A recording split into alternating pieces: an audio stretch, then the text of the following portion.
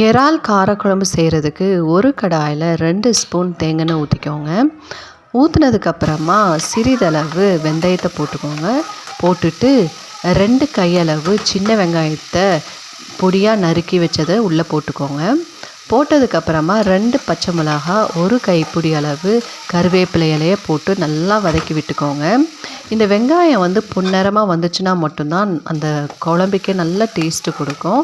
அதனால் அந்த குழம்புக்கு டேஸ்ட்டு கொடுக்கறதுக்காக அந்த வெங்காயத்தை நல்லா பொன்னிறமாக வதக்கி வச்சுக்கோங்க. இப்போ இஞ்சி பூண்டு விழுது உள்ளே போட்டுக்கோங்க. இஞ்சி பூண்டு விழுதையும் பச்சை வாசம் போகிற அளவுக்கு நல்லா வதக்கி விட்டுக்கோங்க. இதுவும் பொன்னிறமாக வர வரைக்கும் நல்லா வதக்கி விடுங்க. அப்போ தான் அந்த குழம்புக்கு நல்லா டேஸ்ட்டு கொடுக்கும். இப்போ ஒரு 5 தக்காளி நான் எடுத்திருக்கேன். மிக்ஸி ஜாரில் எடுத்து நல்லா அரைச்சி இதில் நான் ஊற்றிட்டேன்.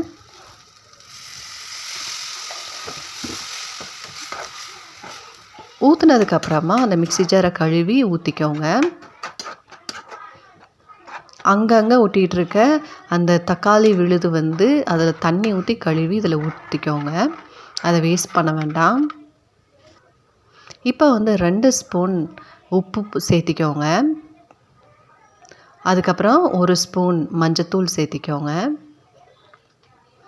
2 ஸ்பூன்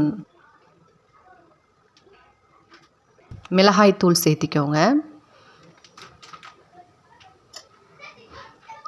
இப்போ 2 ஸ்பூன் மீன் குழம்பு மசாலா சேர்த்திக்கோங்க.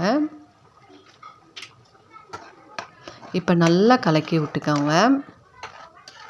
நல்லா கொஞ்சம் நேரம் அது வேகணும். நல்லா கலக்கி விட்டுக்கோங்க.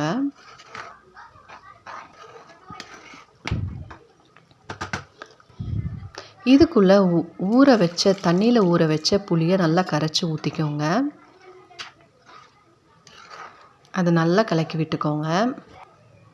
இதுக்கப்புறமா 3 ஸ்பூன் மல்லித்தூள் சேர்த்திக்கோங்க. மல்லித்தூள் நல்ல டேஸ்ட்டு கொடுக்கும். அதனால் மல்லித்தூள் 3 ஸ்பூன் சேர்த்திக்கோங்க.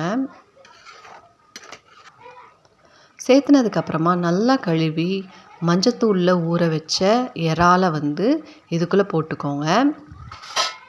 இறால் எப்படி வெந்திருக்கு அப்படின்னு நம்மளுக்கு தெரியும் அப்படின்னா, இறால் சுருண்டு வரணும். அப்போ தான் அது வெந்துருச்சுன்னு அர்த்தம். அதனால் நல்லா இதை கலக்கி விட்டுக்கோங்க. எல்லா மசாலாவும் இறாலில் படுற அளவுக்கு நல்லா கலக்கி விட்டுக்கோங்க. ஒரு 10 நிமிஷம் வேக வச்சுருங்க. ஒரு மூடி போட்டு வேக வச்சுக்கோங்க.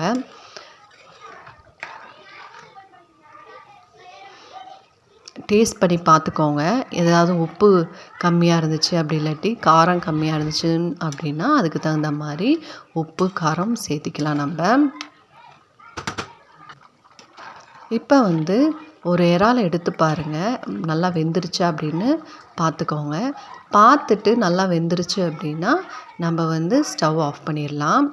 இறக்கிறதுக்கு முன்னாடி 1 கைப்பிடி அளவு கருவேப்பிலை இலை, 1 கைப்பிடி அளவு கொத்தமல்லி இலை போட்டு நல்லா கலக்கி விட்டுட்டு அப்புறமா இறக்கிக்கோங்க. நல்லா ஸ்மெல் அடிக்கும். இப்போ டேஸ்டான இறால் காரக்குழம்பு ரெடி. செம்ம டேஸ்ட்டாக இருக்குங்க. நீங்களும் ட்ரை பண்ணி பாருங்கள். இதில் எல்லாத்துக்குமே ரொம்ப பிடிக்கும். ட்ரை பண்ணி பாருங்கள்.